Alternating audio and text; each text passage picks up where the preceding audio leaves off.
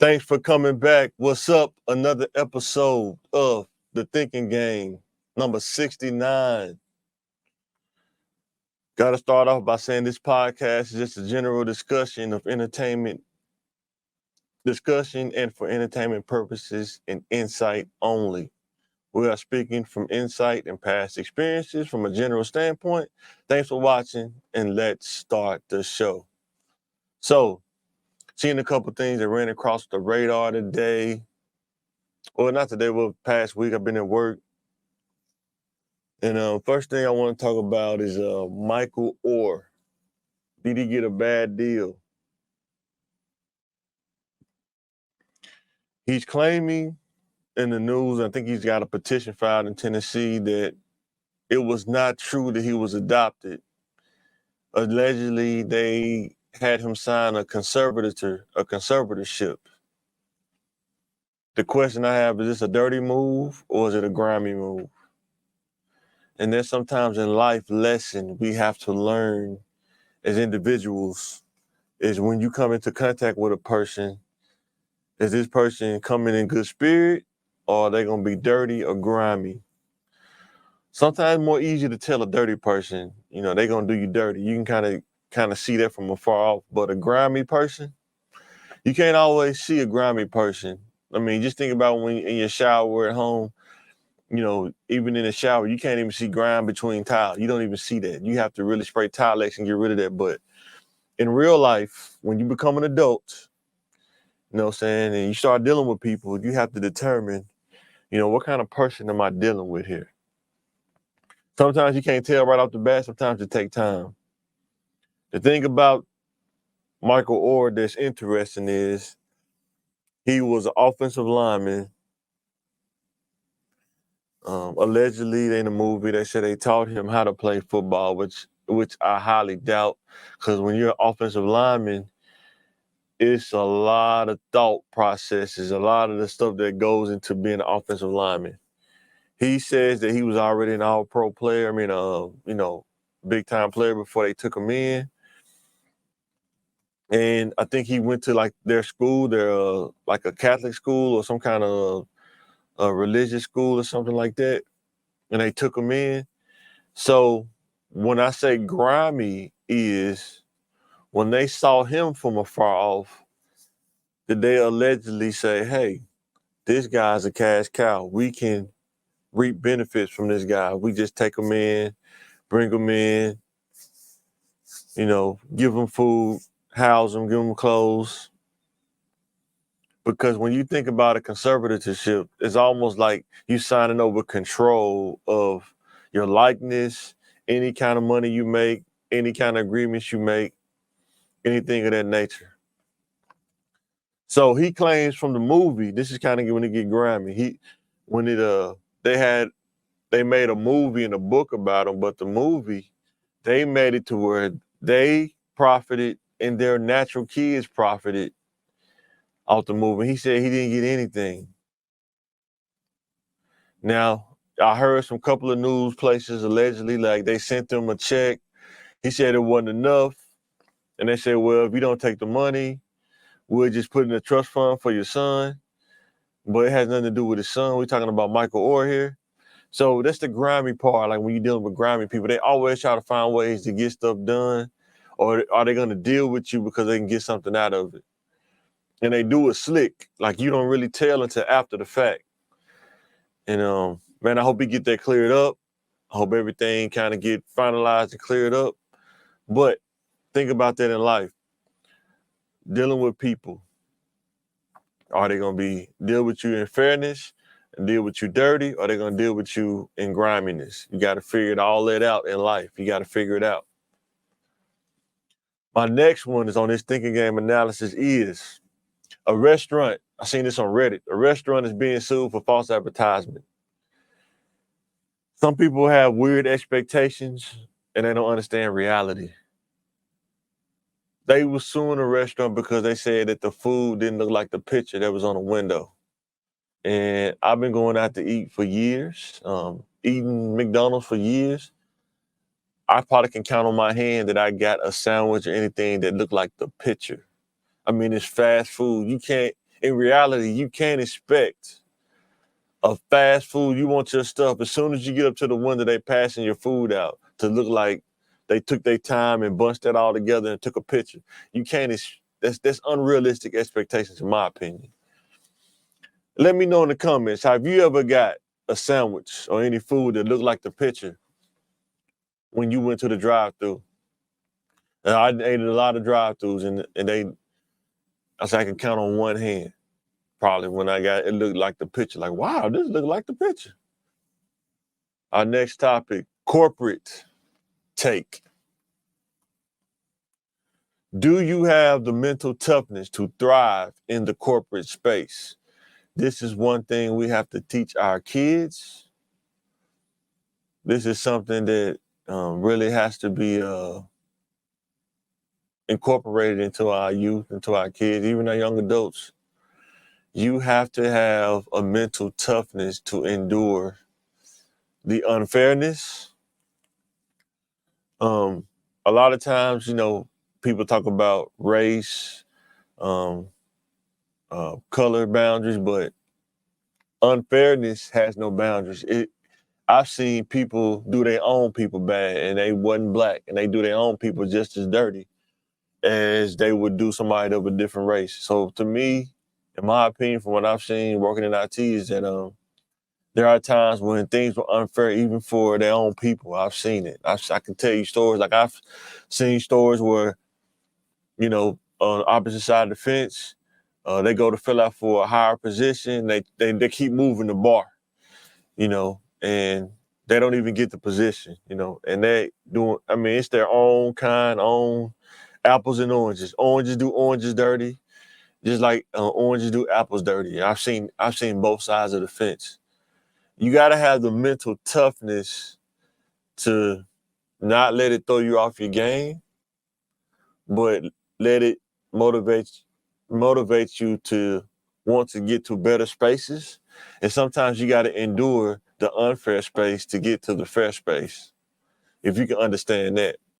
So one of the questions I have is that this goes for both sides of the fence, anybody.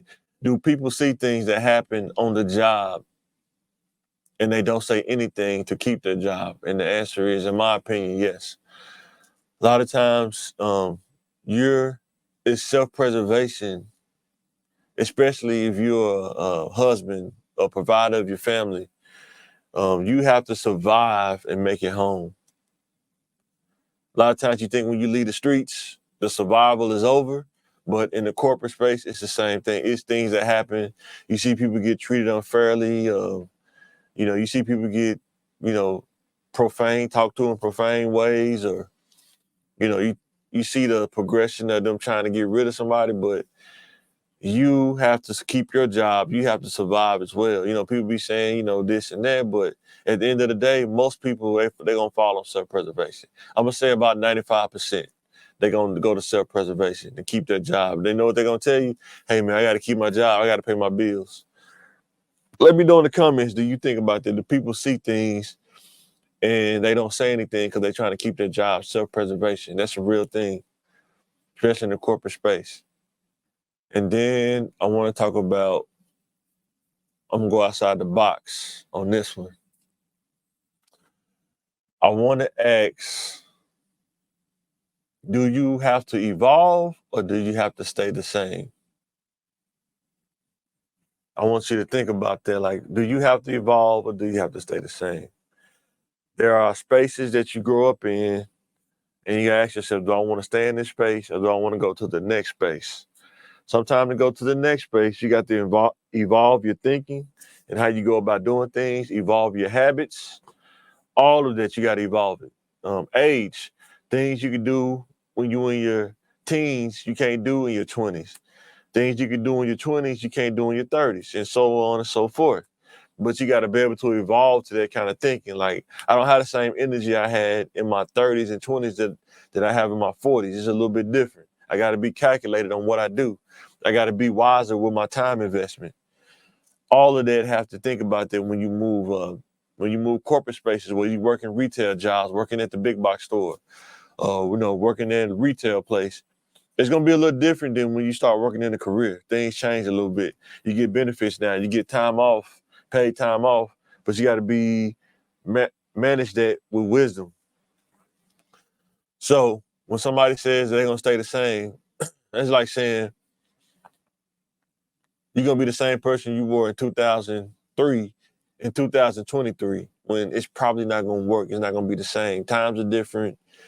Everything changes around you. Inflation, prices, salary, wages, cost of living, all that change. But you can't live how it was in 2003. You got to be able to evolve and adapt with the times.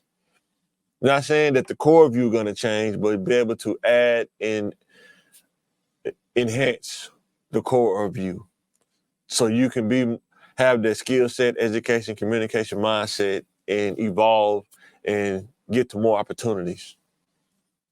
That's what I mean by evolve. Be able to evolve and more opportunities, walk through more doors instead of just the same old that you was doing when you were younger. So let me know in the comments what you think about this. Realistic or cap? Street cred does not convert to corporate cred.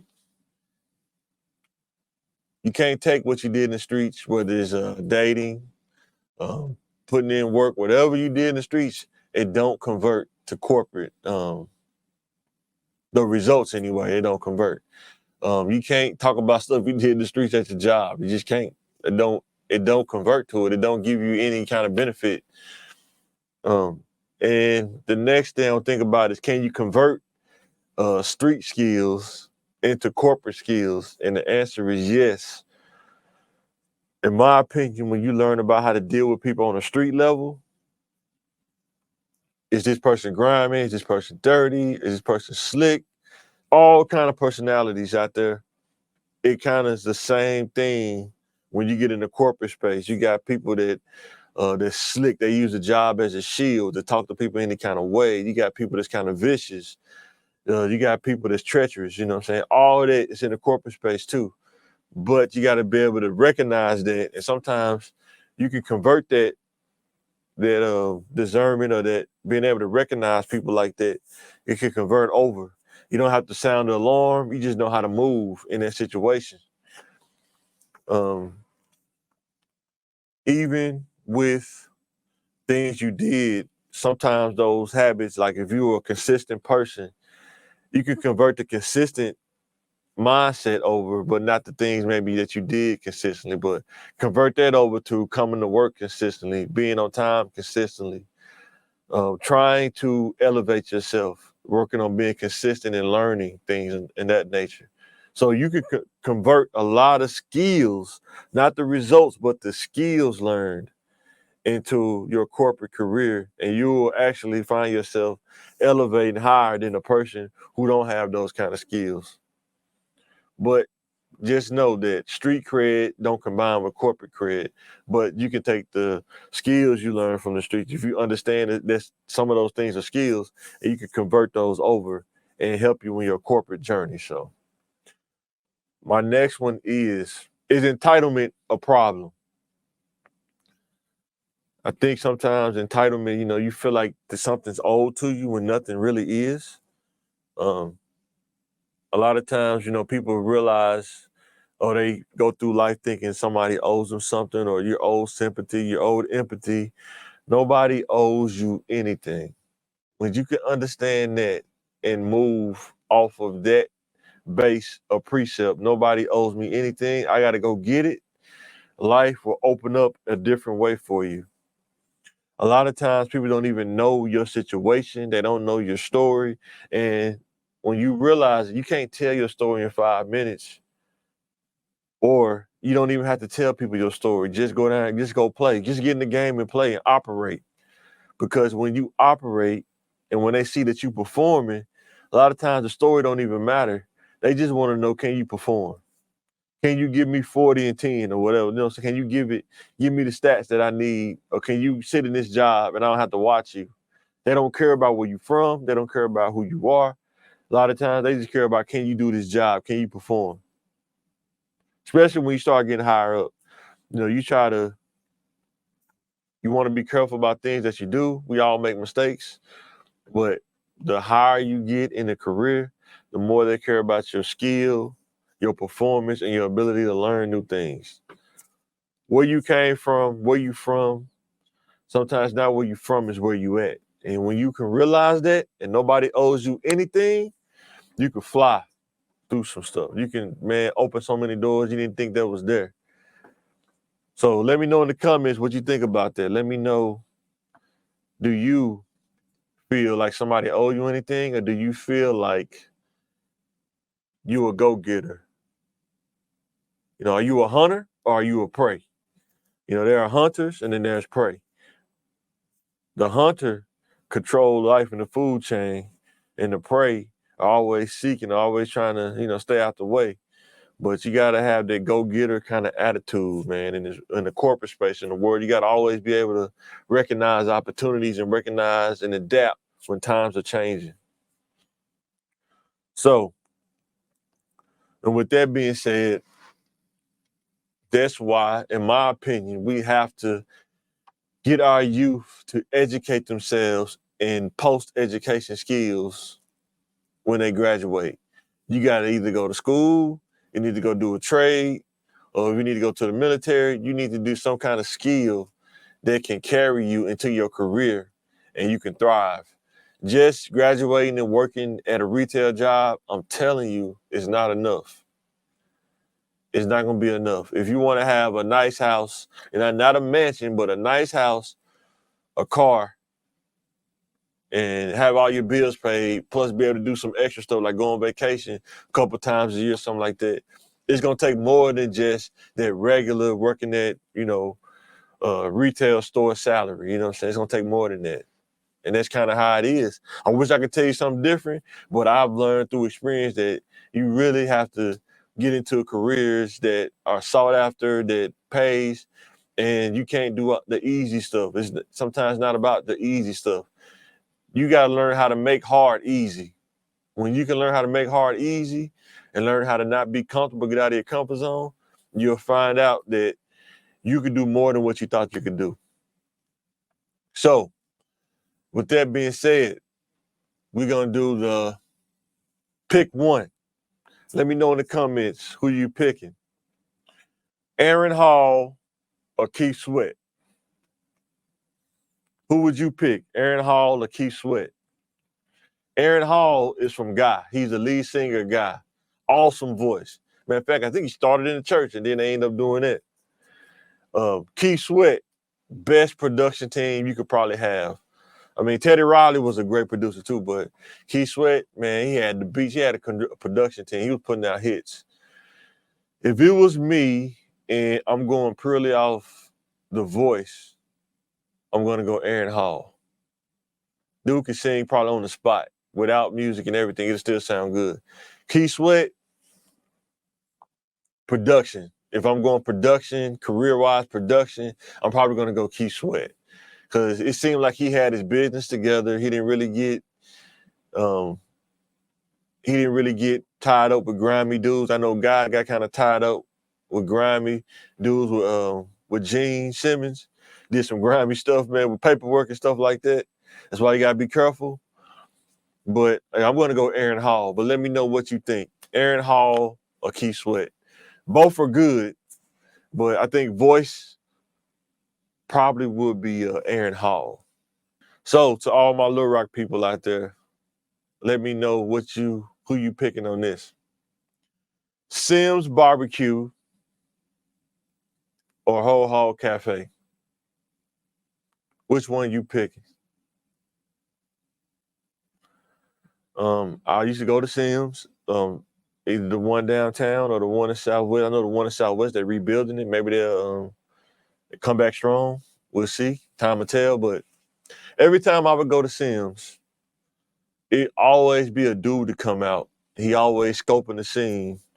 And it seems like sometimes, you know, you get stuff on your sandwich. It's like, I didn't want this. But Whole Hog Cafe, I used to go there with lunch with the fellas at work, go there for lunch, even sometime my own with the wife. I like the ribs better than Sims. I like Sims probably barbecue a little bit better, but I'm not a sauce. I don't like sauce on my meat. So I like to taste the meat, how it's grilled. And I think Sims do a better job probably with smoking as far as pork and meat. But I like Whole Hog Cafe ribs. I have never got a bad set of ribs from Whole Hog Cafe, and I go there often. And Sims, I never got a bad sandwich. So it's kind of like what you pick. Let me know in the comments what you pick. My sports guys out there, let me know what you pick. Ronnie, Lott, or Brian Dawkins. I know my bro, Leroy, rest in peace. He used to love Brian Dawkins. He probably would argue me down. I always like Ronnie Lott, man. Ronnie Lott was a different kind of dude, man. They don't make a lot of dudes like him, man. I mean, this dude literally, instead of saying, I'm going to have surgery and end my season, he literally cut his finger off to keep playing football. Not a lot of people do that.